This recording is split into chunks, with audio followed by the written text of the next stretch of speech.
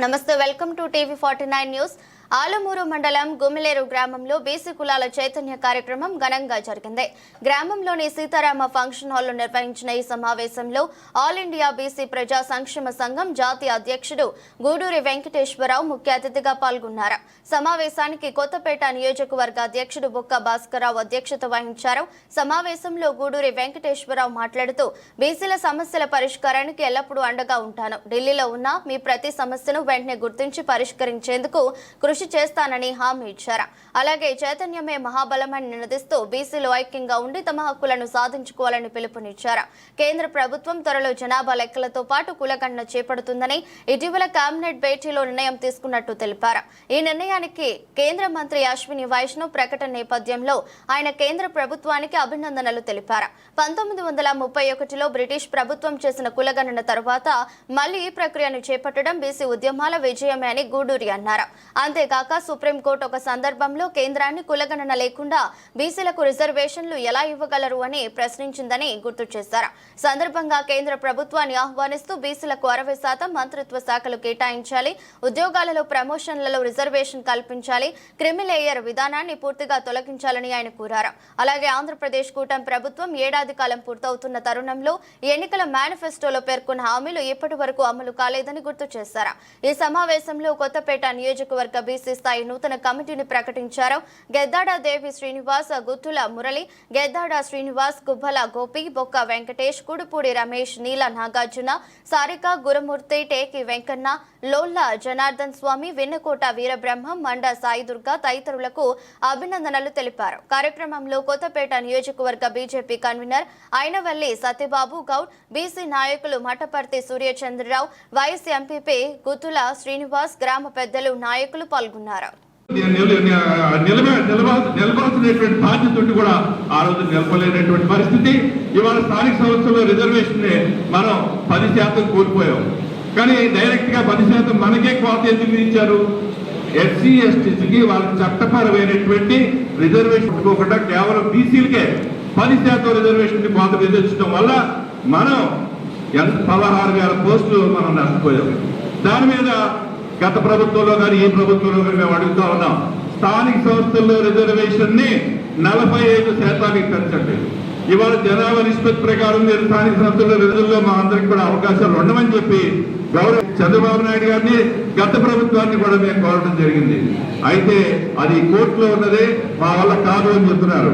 మీరు రాజ్యాంగ సవరణ చేయండి, రాజ్యాంగ సవరణ చేసి మాకు అవకాశం కోరుతున్నాం. ఇలాంటి అనేక సమస్యలు ఉన్నాయి. ఇది చేయాలంటే గ్రామాల్లో ఉన్నటువంటి మన బీసీ సోదరులకు కూడా ఐకమత్యంగా ముందుకు రావాల్సినటువంటి అవసరం ఉంది.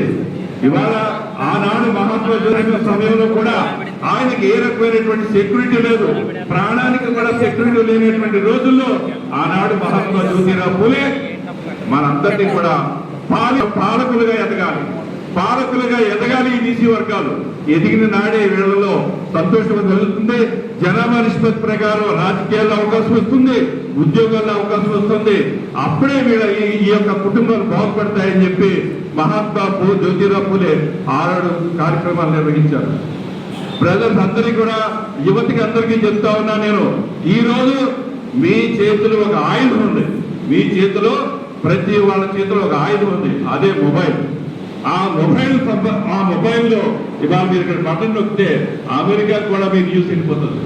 గతంలో మనం అన్ని కూడా అడగాల్సి, అక్కడ ఉన్నటువంటి ప్రజలందరూ కూడా ఆ శాసనసభ్యుల దగ్గరికి వెళితే నిన్ననే అనుకుంటే వెళితే ఆయన అన్నాడంట, ఏ ఒక్క ఇంటిని కూడా మేము డిస్టర్బ్ చేయము, మీ జోలికి రాము అని చెప్పారట. అంటే నిజంగా ఎవరో ఎక్కడి నుంచో రాకల్లా, ఢిల్లీ నుంచి గూడూరు వెంకటేశ్వరరావు, హైదరాబాద్ నుంచి వేరే నాయకుడు, లేదా బట్టపల్లి సూర్యచంద్రరావు రాకల్లా. ఇలాంటి సమావేశాలు జరిగినప్పుడు మీలో ఎంతమంది మనం ఉన్నాం, ఏ పర్సెంటేజ్ ఆఫ్ పీపుల్ మన పేపర్ క్లాస్ సంబంధించిన వాళ్ళు ఉన్నాం. మీరందరూ కూడా ఎక్కడ మీటింగ్ అయినా సరే మీరు వెళ్ళండి, మీరందరూ యూనిటీగా ఉండండి, మీ సమస్యలు ఆటోమేటిక్గా పరిష్కారం అవుతాయని చెప్పి ఈ సందర్భంగా మీ అందరికీ కూడా నేను మనస్ఫూర్తిగా తెలియజేస్తా ఉన్నాను. కానీ మన అభివృద్ధిగానే ఉంటుందని మీ అందరికీ కూడా తెలియజేస్తా ఉన్నాను. వచ్చినప్పుడు ఏదైనా సమస్య వచ్చినప్పుడు మీరు ఎవరికైనా సరే ఏ గ్రామాల్లో అయినా సరే ఏదైనా సమస్య చెప్పండి, రాష్ట్ర అధ్యక్షుడు చెప్పండి, నాకు కూడా చెప్పండి. ఖచ్చితంగా మీ అందరికీ కూడా మీకు ఎక్కడైనా అన్యాయం జరిగినా, ఎక్కడైనా అవమానం జరిగినా బీసీ ప్రజా సంక్షేమ సంఘం వారి అండగా నిలబడుతుందని చెప్పి సభ్యంగా సభాముఖ్యం మీ అందరికీ తెలియజేస్తాం. ఈరోజు ఈ కార్యక్రమాన్ని ఏర్పాటు చేస్తానని భాస్కర్రావు గారు చెప్పినప్పుడు మారుమూల గ్రామమైనటువంటి గ్రామంలో ఏ విధంగా చేయగలుగుతారు అని ఆ సందేశం వచ్చింది నాకు, చేయగలుగుతారా అని. కానీ చాలా కృషి చేసి చాలా కష్టపడి ఆ యొక్క యువత కూడా, వీరి అబ్బాయి కానీ వీరి యొక్క స్నేహితులు కానీ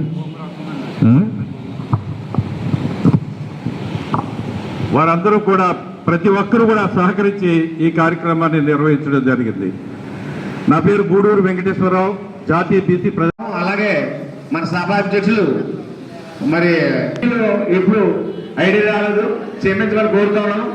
అయితే మేము అది అంతా ఎప్పుడు కాకినాడ, రాజమండ్రి, అమలాపురం ఎన్ని తిరిగాం తప్ప ఇది పెద్ద పట్టి దిగులు. ఇక్కడి నుంచి అందరూ పరిచయం అయ్యారు కాబట్టి మీకు ఏది వచ్చినా మేము కొత్తదారులు ఉంటాం, మీకు అన్ని రకాల్లో కూడా మేము ఉపయోగపడతామని చెప్పేసి, మీకు ఉపయోగపడతాం, మీరు మాకు ఉపయోగపడాలి అని చెప్పేసి కోరుకుంటూ ఈ బీసీలంతా కలిసికట్టుగా ఉండాలని చెప్పేసి మరి ఇప్పుడే కొంచెం టైం కూడా చాలా కొంచెం పెద్ద సమస్యలు అండి.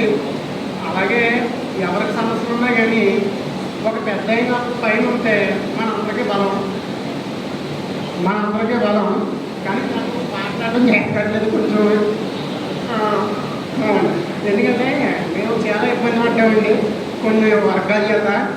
మాకు పైన మన బీసీ నాయకుడు, ఆల్ ఇండియా బీసీ చైర్మన్ మన గూడూరు వెంకటేశ్వరరావు గారు గురించి తెలుసుకొని మాకున్న సమస్య ఆయన చెప్పడం జరిగిందండి. ఆయన మేము ఎంత కష్టాల్లో ఉన్నా సరే ఆయన చెప్పగానే మా ఒల్లూరు వచ్చండి, మా సమస్యను ఒక పక్కన తీసుకొచ్చారండి. అది మన ఏరియా వల్ల అయ్యే పని కాదండి. ఆ పక్కన ఉన్న మనిషి అటువంటి కానీ దాన్ని మాకు ఒక పక్కన తీసుకొచ్చి మమ్మల్ని ఒల్లూరులో నిలబడేలా చేశారండి. దాని గురించి మేము చాలా ఆనందిస్తున్నాం. ఒక భాస్కర్ రావు గారు నమ్మకంలో ఉన్నారు, వారిని కొన్ని నిమిషాలు మాట్లాడవలసిందిగా వారిని ప్రేమతో ఆహ్వానిస్తున్నాం. Please welcome sir.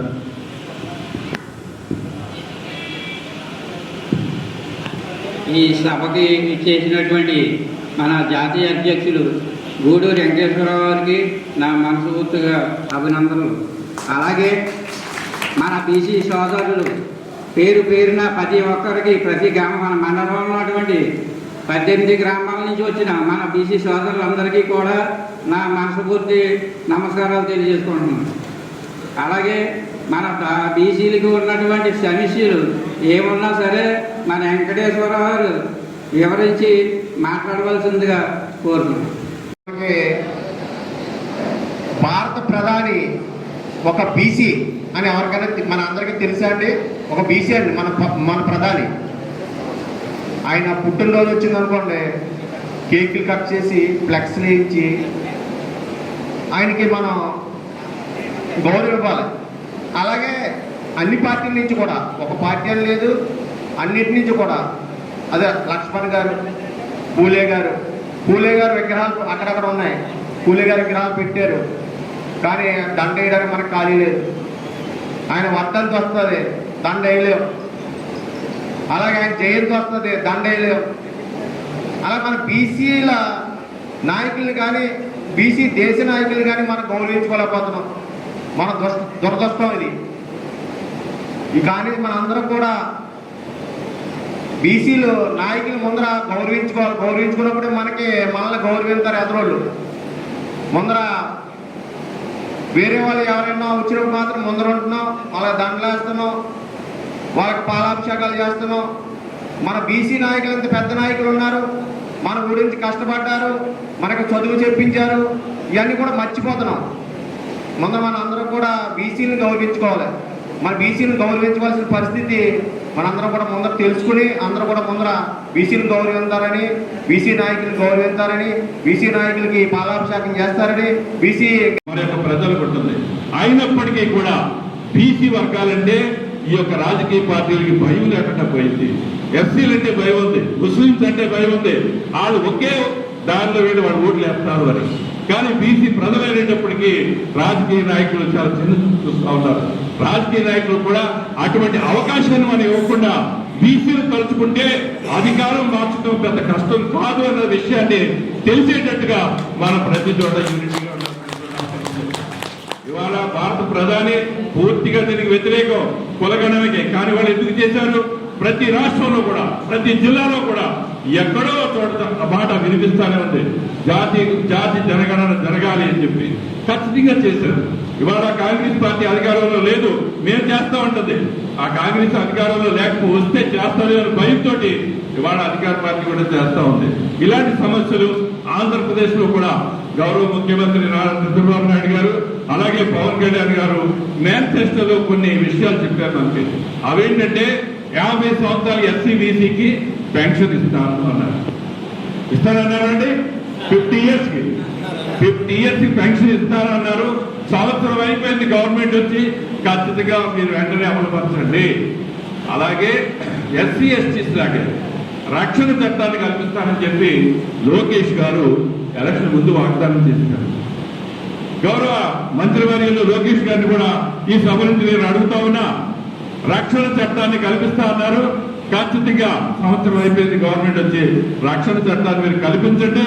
రక్షణ చట్టం కల్పిస్తే మా మీద దాడులు పోతాయి అని చెప్పి ఈ సందర్భంగా మీ ద్వారా లోకేష్ గారిని నేను అడుగుతా ఉన్నాను.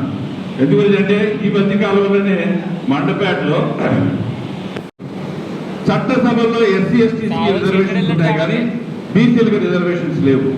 బీసీలకు చట్టసభల్లో రిజర్వేషన్ ఉంటేనే కానీ మన ఎమ్మెల్యేలు కానీ ఎంపీలు కానీ పోటీ చేసే అవకాశం లేదు. ఎందుకు అంటారా? మనకు ఉన్నటువంటి ఆర్థిక పరిస్థితి లేనప్పుడు రాజకీయాల్లో ఎదగాలంటే ఈ రోజుని ఆంధ్రప్రదేశ్ లో చాలా కష్టమైనటువంటి విషయం. అలాంటి వాటి కోసం రిజర్వేషన్స్ కావాలని మనకున్నది కేవలం స్థానిక సంస్థల్లో రిజర్వేషన్స్ మాత్రమే ఉన్నాయి. స్థానిక సంస్థల్లో రిజర్వేషన్ కూడా గౌరవ ఎన్టీ రామారావు గారు ఆనాడు స్థానిక సంస్థల్లో రిజర్వేషన్ కల్పిస్తే ఆయన 34% రిజర్వేషన్ కోట్ల విజయభాస్కర్ రెడ్డి గారు ఇచ్చారు. కానీ గతంలో 2016లో ఎన్నికలు జరిగిన తర్వాత 2014లో అప్పుడు వచ్చినటువంటి ప్రభుత్వానికి ముందు కాంగ్రెస్ ప్రభుత్వం కిరణ్ కుమార్ రెడ్డి ఉండగా ఈ రిజర్వేషన్ 34% రన్ అవుతుంది. గవర్నమెంట్ ఆఫ్ ఇండియా సుప్రీంకోర్టు ప్రకారం ఉన్నట్టయితే 50% మించిపోకూడదు.